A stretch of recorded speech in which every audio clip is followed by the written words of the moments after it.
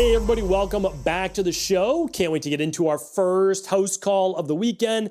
Each and every weekend, I know you've probably been joining me for years, which I appreciate, but every weekend we answer our community's questions. You can just write in at stephencabral.com/askcabral. There's no magic formula. You just write in, let me know what you're dealing with. I'm gonna do my best to try to help you or a loved one in answering your questions. So without further ado, I'm literally gonna open up the document right now. As I always say, I have no prior prep on these, and I like it that way. That's the truth, is because, you could spend hours researching this for a private client, no doubt about it. But what we like to do is just say we bump into each other at the Reimagining Health Summit, which, yes, we're doing that event this year. Well, more details to follow, or a coffee shop or the airport where I meet people all the time.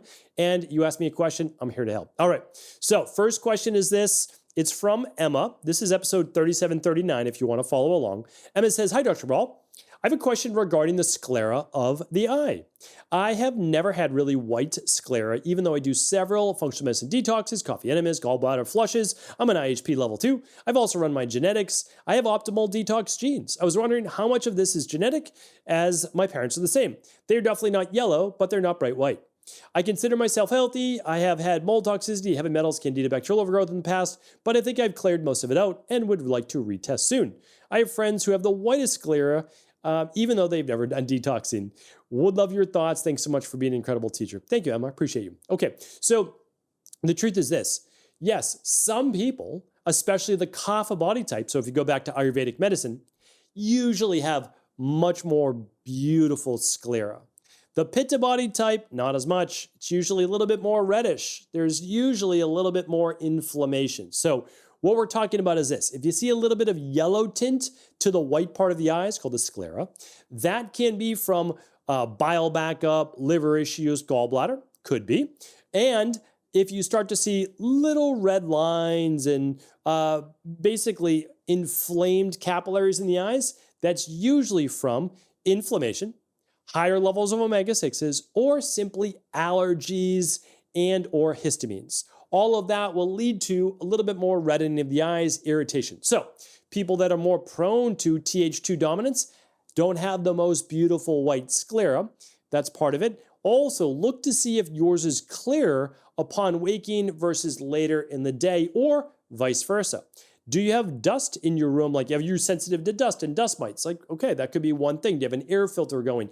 So there's so many different things that it can be. Our job is not necessarily to compare our sclera to somebody else's, but how good can we improve our own whites of our eyes? Because it is important and it is good to do that. So a couple products that I use over the years that have been very helpful for my eyes: Sibley Vitamin C and Hispro. If you can only do one, I would do Hispro. That's worked really well for me. It has stinging nettles, butterbur, perilla fruit extract, vitamin C. Anyway, that's what I do, and it's helped with the histamines a lot because I'm definitely Th2 dominant prone. All right, let's see. Who is up next? Stacy. Stacy says, "Hi, Dr. Ball. I'm almost done with my IHP level 2, and I'm constantly researching things. I've been reading a lot about vitamin B1 and its benefits for people who suffer from IBS, diabetes, thyroid issues, etc. I now know let's see if I can read that again. Sorry, Stacy. Now I know the question is, why are we all so low in vitamin B1 to begin with? But I'd like to get your thoughts on this recent rise in B1 popularity. Is it something to consider, or just another trending supplement that there are benefits to? And what about taking benfotiamine versus thiamine? Thanks so much. Hope you're doing well." Same to you, Stacy. Okay, so just remember, the benefits have always been known of all of the B vitamins, well, at least for 30, 40 years minimum, right? Well, at least that, right? At least that. So things just trend on social media and marketing, so they move faster, right? Things didn't move fast really before the year 2010, and definitely not before the year 2000. When people were using dial-up internet, what was trending? Like, trending was the most popular book or something in a magazine or a TV show like Dr. Oz, right? Like, that was what trend. And then when we started to move into 2000s, we started to get a little bit more sharing through email and social, not social media really, right? But a little bit maybe early days of YouTube. And then there was Facebook, of course. And then once Instagram exploded, somewhere around It was around in 2012, but more like 2014, 2016. Then you got the spread of information, and now it's just completely absurd, right? Okay, but let's answer your question. What are we really talking about? Vitamin B1 has always been important. Has always been great. But here's why maybe a lot of people are deficient in it, because I don't disagree with you. I mean, we use vitamin B1 as well. We just never use it by itself. Any practitioner telling you to use vitamin B1 by itself, it's questionable. They have to have a really good reason why, because B vitamins, just like folate or methylcobalamin B12 or B6, which is paradoxal 5-phosphate, they always work better with each other. Always. The B vitamin is a family. It's the anti-stress vitamin. So what depletes B vitamins? Stress, alcohol, processed carbohydrates, standard American diet, poor mitochondrial function, and thyroid-based stress. That's why B1 is so helpful for the thyroid. Now, in terms of taking which form, benfotiamine, that's fine. Nothing wrong with that. That's a more fat-soluble form. I like regular thiamine or thiamine. That's just vitamin B1. It's absorbed very easily, especially when taken with a meal and your other B vitamins. That's how we use it. It's in our daily nutritional support that most of our clients use. Obviously, you're welcome to use it as well, or the daily activated multivitamin, same dosage. And then you can take an extra dose of B vitamins if you need it, 1 capsule at lunch, 1 at dinner, and that's the activated B complex.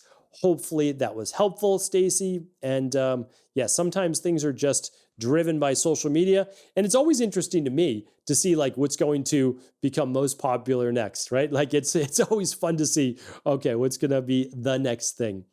All right, let's see. Who is up next? Daryl's up next. Hi, Dr. Cabral. I saw a report stating the leading cause of throat cancer in the US is now HPV, mainly from, I know it's a family show, so I'm not going to say this. I think we all know, right? So we'll just keep it at that. It's not from alcohol. Aside from abstaining, is there any other means to prevent HPV from happening? I'm seeing most practitioners recommending the HPV vaccine. Will that be necessary? Okay, so let's go over that. And I would say this, is that I think you're right. I absolutely believe the research is now proving out that it is the HPV is the leading cause of what is called oral or oropharyngeal cancer, so basically the throat, right, in the United States. So I believe that is the case. Now, here's the issue. I am not someone who says, well, everyone should run out and get, I can't even talk about this because we're going to get banned on YouTube, but you know what I'm saying here, right? Okay, so here's why. There are specific strains of HPV, human papilloma virus. So since the strain that is the most virulent to induce usually cancer is, I think it's just called strain 16, I believe. Just like there was subclade K this year, right, for the flu. There's different variations. What I'm always recommending to my clients and for myself is, what do? Well, we're going to boost our own immune system. We're going to use a good activated multi that has vitamin A in it, the natural beta carotene. We're going to increase our zinc. We're going to increase our vitamin D3. We're going to increase our vitamin C. That's part of the immunity protocol. I do that every day. It's what I recommend on my clients. It's kind of just like foundational. It's base-wise. That's my biggest thing. And then I would say that after having sex, what you can do is you can actually use a throat spray if you'd like, right? So you can use, and again, I'm not providing medical advice, medical treatments, medical cures, medical diagnosis, but you could use the Nutrabiotic one that has grapefruit seed extract, it has zinc, it has a few other things in there that might be able to kill anything that may be in the mouth. Oil pulling with a coconut oil or sesame oil may not be a bad idea as well. And I will let you to decide, of course, as adults, what you feel is the right path for you. All right, let's see. Next question. We did Emma and Stacy and Daryl. Nicole's up next. Nicole says, hi, Dr. Ball. I'm a 41-year-old female. Listen to the podcast daily and just ordered my 7-day detox. I can't wait to start it. My question is, what do you think I should do for my symptoms? I have a ferritin level of 5, and I'm already taking iron for the last few months. I have unexplained hives. I get them out of nowhere sometimes when I'm holding on to something, when I hold something on my arm or something tight to my body. I also have had swollen lymph nodes for about 5 months, and I've been to several doctors. No answers. I have a positive ANA. However, all the other tests for autoimmune came back negative. The ENT is not concerned about the lymph node, said it's not that enlarged. It's pretty wild. But I feel, and it bothers me, I take your berberine, B complex, and Inflammasoothe along with iron and glutathione. Okay, so Nicole, ferritin above 5 is basically none at all. So we need to figure out what's going on there. You want your level at least a 50. Again, I already gave the disclaimer, but no medical advice, medical treatments, medical cures, medical diagnosis. But let's just say this was my wife and she came in at a 5. We'd say, well, whatever you're using for iron right now is not working, and we want to use the cofactors. So we'll use the cofactors and we'll take it with vitamin C. We'll take it maybe on an empty stomach. But what we're going to do is get a better absorption, no doubt about it. A little bit of magnesium, a little bit of calcium. You get your vitamin D3 in there. We're going to be good to go. Get your B vitamins, which you're doing. Okay. My recommendation is this, because there's a lot going on right now, right? And regardless, I mean, like there's no good swollen lymph nodes. So we need to figure out what's going on. My recommendation always for complicated cases is you run the Big 5. No doubt about it. You run the Big 5. So StephenCabral.com/big and the number 5. If you can't afford the Big 5, which comes with a 90-minute consultation and a personalized wellness plan, I totally get it. Then you would run what's called the starter kit. The starter kit is 2 of the Big 5 for less than half the price, and it comes with a 60-minute call and a personalized wellness plan. We need to figure out what's going on here, and we need data. The data will enable us to say, is there a gut issue? Are there heavy metals? What's straining the body? What are your deficiencies? What are your toxicities? And we can figure that out with either set of labs. I don't want to guess. Let's get to work directly on this. All right, Nicole? Let's do one more question today. I don't know if we've done 5 or not. Let's just keep it going. Grace is up next. How do I know if I'm over-supplementing?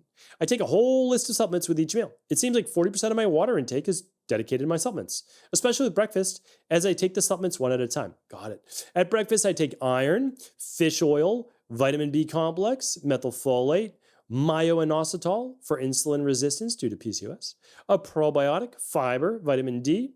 At dinner, I take inositol, fiber, and iron. Lunch has the fiber and iron, plus a multivitamin, vitamin C, and acetylcysteine, and a turmeric supplement. It seems like a lot. Am I over-supplementing? Okay, so truthfully, it doesn't seem to me like you're over-supplementing. You are taking 5 items. Well, you're taking a couple more. So you're taking 1, 2, 3, 4, 5, 6, 7, 8 at breakfast. And I get it, like you're taking your fiber, all these things, you're taking a probiotic. So I understand where you're coming from, and you take one at a time. That's the issue. The one at a time, again, I'm not saying that you have to try to take 4 at a time or all of them at once, but it's the one at a time that can feel like an issue. And what I'll tell you is this, you can do a liquid fish oil, so the liquid omega-3. You can do myo-inositol, your probiotic, and fiber. You can literally open them up and put them in a smoothie or water if you wanted to, instead of swallowing the capsules. Vitamin D3 comes as a dropper. You can just put that under your tongue. So like that can be super easy. You can get a lot of these as liquids, or just open them up and put them in a little bit of water, or your smoothie if you want. A smoothie would take care of most of these things. Like that's the other thing, is like you could just switch to a daily nutritional support and get a lot of these already taken care of. But no, to me, it doesn't seem like you're over supplementing. It seems like since you're taking them at one at a time, you're consuming then a good amount of water. But truthfully, you're really taking more than 8 ounces of water 3 times a day, because now it looks like that's just 24 ounces of water. So I think maybe you just wanted kind of the reassurance. To me, doesn't seem like you're over supplementing. All the supplements seem perfectly normal to me. I don't know exactly what you have going on as to why you're taking them individually, meaning like for each specific one, but to me, it all seems good. So keep on keeping on. And if you want to find the underlying root cause of your PCOS, I would run the stress mood and metabolism test. That's part of the Big 5, but you can pull it out and just do it on its own. That's at StephenCabral.com/hormones-test. That's what we recommend for everyone that we work with who has PCOS. All right, everybody, have an amazing rest of the day. I'll be back tomorrow with a brand new Cabral House Call. Take care.